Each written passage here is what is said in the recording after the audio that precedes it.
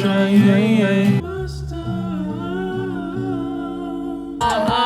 If he really get his head cut off, I'ma see. Brother. Kendrick Lamar. Whoa. Post Malone is here to drop after 3 years of absence. You know, it's been a long time, and I've missed Post. I can't say anything outside of that. I've missed Post Malone, and those melodies, that reverb, that vibrato is just something that cannot be replicated. It literally can't be replicated. But I love it coming from Post because it just doesn't feel like he wants to be in this space. It doesn't feel like he wants to be in this lane of music. And I think that's given him a level of style, so to speak, that might not be as easy to access as people think it is. The melodies that he can choose and generate and the songs that he tries to create generally have him bordering country and folk music wannabe star that just exists in the hip hop and rap space. And that's one of the reasons I enjoy him, because I feel like I get elements of different aspects of his musical journey or upbringing in the music that I already like to listen to anyway. So I want to hear if that's going to show up on this album, if we're going to, you know, hear anything new. There is a track on here that I'm very excited about with Fleet Foxes. I don't see how he could potentially go wrong. I understand how he could. It could be trash, but it's probably not going to be trash. It's Fleet Foxes. I don't really want to waste any time. I just kind of want to get right into things, hop into it, and, you know, see how we feel about it. It's called 12 Carat Toothache. That is such a first world problem, and maybe that's what this album is going to be about. Let's try Reputation at track number 1, and I've already heard Cooped Up with Roddy Ricch. Trash. Say my own life just to say my own life just to say got a reputation that I can't deny. I don't give a fuck what you talking about right now, bro. This sounds traumatic as hell, and I don't care. You just sound beautiful. Like, please keep yodeling. Post is good at this. There's these intros where it sounds like he is not being acknowledged or listened to. Post Malone, a lot of the time when he sings, it just sounds like it's a cry on deaf ears. Kill myself today. I was born to raise hell. I was born to Intro track is very revealing and very fucked up. This is after everything that he's been through, all he amounted to be. But he doesn't sound happy about it, I know that. Really enjoyed that track though. Piano was really beautiful. Isolated his vocals a lot. I like that. Track number 3 is Lemon Tree. Like I said, the Roddy Ricch feature on Cooped Up kind of made it unbearable to listen to, I'm not gonna lie. Hold on, bro. I didn't really know I was gonna have to bring this out. I guess it will suffice. Oh my God. Could you be? Why is he doing this? Okay, what the fuck? Y'all know how big of a fan I am of, you know, any type of string instrument. You get that off for a whole album, I'm a happy camper, bro. I don't know why Justin Bieber doesn't just do this. Stop trying to make rap. You're not good at it, just do this. In every film I watch, I'm on the side. Some people got a tangerine. I guess I'm shit out of luck, growing a lemon tree. I'ma survive, I got my way. Okay, but like, what if you're not better? You know what I'm saying? Like, what if you just are the bad guy? I don't know. I like how melodramatic this song is. Like, my world is crashing. My world is falling apart. I'm like almost afraid of who I'm becoming. Track number 4 is Wrapped Around Your Finger. I'm sorry. I just saw a picture of Armani Caesar on my timeline. I don't know. Wrapped around your finger, wrapped around your finger, that's wrapped around your finger, wrapped around your finger, then we shot. God damn it. Every time I hate a song, it's a part of the song that I love. Like, the hook is super generic, it's real basic, it's cookie cutter, it's like something that you need to have on a hit record to say that you're like really doing something. That's what this record feels like, but I still can't escape from like the melody of it. Like, I still, the basic bitch part of me just wants to just, like, you know, live in this moment. Track number 5 is I Like You. Oh shit, and it's got Doja Cat on it. My favorite rapper. About to pull this girl like a hammy. Let's take a little. I'm about to pull your girl like a hammy. About to pull your girl like a hammy. That was so fucking trash. But I like the song though. Post Malone melodically doing his thing. I like you, I do. I wanna be a friend, go shopping in a Benz. I like you, I do. Oh no! How does he keep getting me every second? There's aspects that are garbage, clearly, and then I just get sucked right back into it. I hate this album already, but I hate that I like it. That's what's fucking with me right now. I hate that I enjoy this. That's the problem I have with Post Malone. I hate that I like a lot of his music because fundamentally, on a statistical level, I shouldn't. I should pulled your girl like a hammy. What is likable about that? Guess who's gonna be saying it in about 3 weeks? All of you niggas. Me. At least it ain't Jack Harlow. Why you acting all sweet to find the things? Brand new nigga with the same routine. Now we got me on a leash cause we said no strings. But that nigga might. Wait, she flowing? She flowing and it ain't that time. Oh, brother. That was bad. See, that's why I don't listen to music like this, because I end up saying something that I regret. That was just bad. That was a bad bar. I like the song a lot though. It's really generic, but the melodies, the flows are really good. The hook is pretty cool too. And it's a step above the H&M backdrop song. It is. It's a step above it. The next track is I Cannot Be that features Gunna. Who is Big Dick about to be back outside? I cannot be when you blocking my light. Got a large amount of things I can't tell her the price. I told her I don't. Why does Gunna not sound that bad? Like singing like this.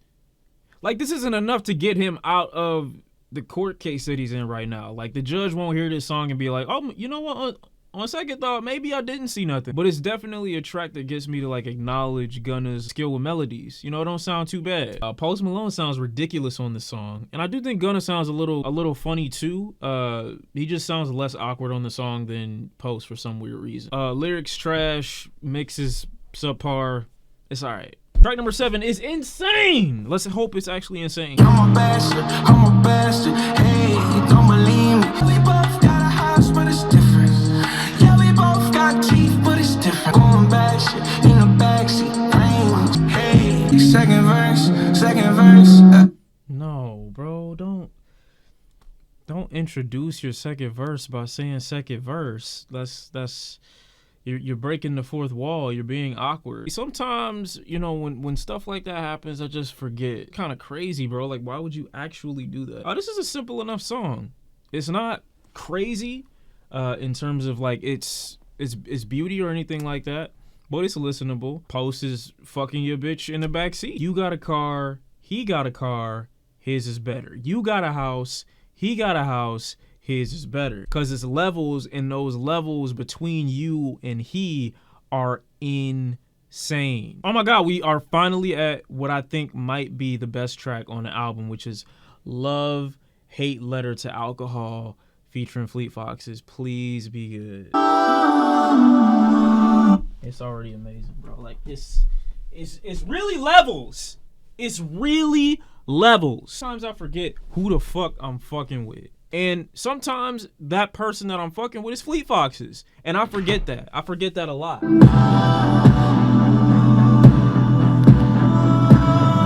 Bro, it literally just sounds like a bunch of angels like coming down. Like this is the rapture. This is what you hear during the rapture. Not good enough. That I had 32 teeth in my mouth.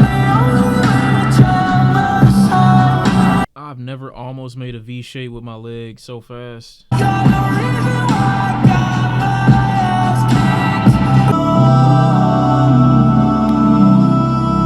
Track is like almost dying and then being revived by the angels that are the Fleet Foxes. Like it's literally like really dying, like somebody hit him in the head too hard. He goes down, light flashes before his eyes, and then the Fleet Foxes come out of the sky and they literally like revive this man. Is it as explosive of a song that like Take What You Want From Me from the previous record, Hollywood's Bleeding is? Maybe not. It feels as though he's like fighting it, you know, fighting against it. It feels like a battle. Track number 9 is Wasting Angels with Kid LAROI. Aren't these like two halves of the same whole? This is like another thing I can't explain. This is like a summer Friday. I will go. Every road takes its toll. I should listen to my God!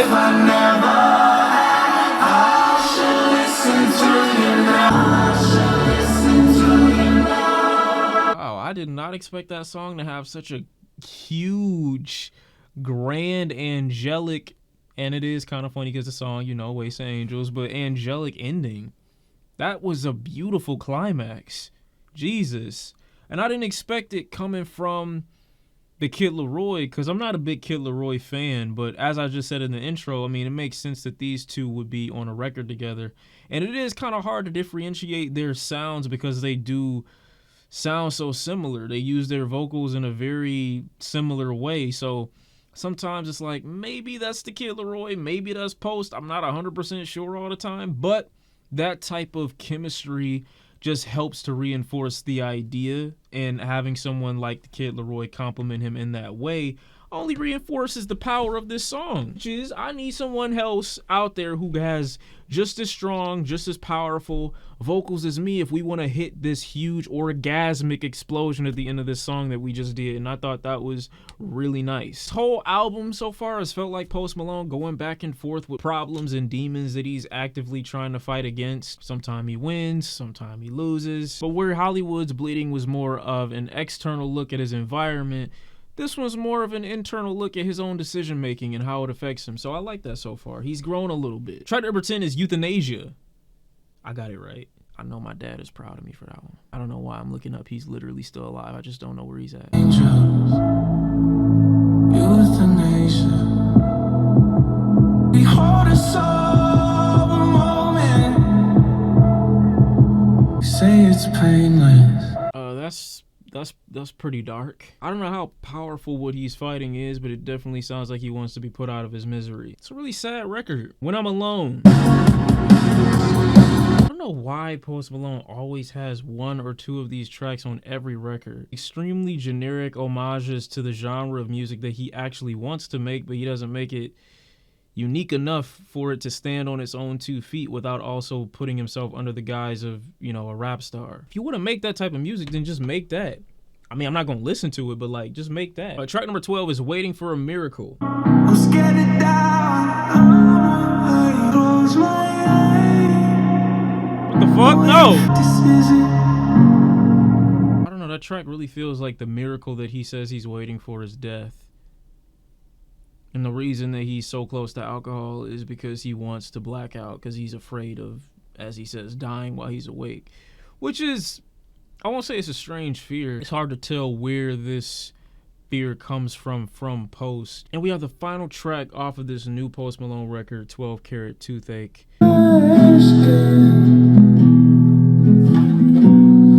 Didn't bother keeping in touch. Euthanasia. That was a strange listen. It was very depressing. That album was. There are peaks and breaks in it where it just feels like Post Malone is fighting against whatever these emotions or these thoughts that he's having or these fears of, you know, death in his wake are. But then, you know, there's so many instances where he's just track by track leading himself into this quiet, sightless death.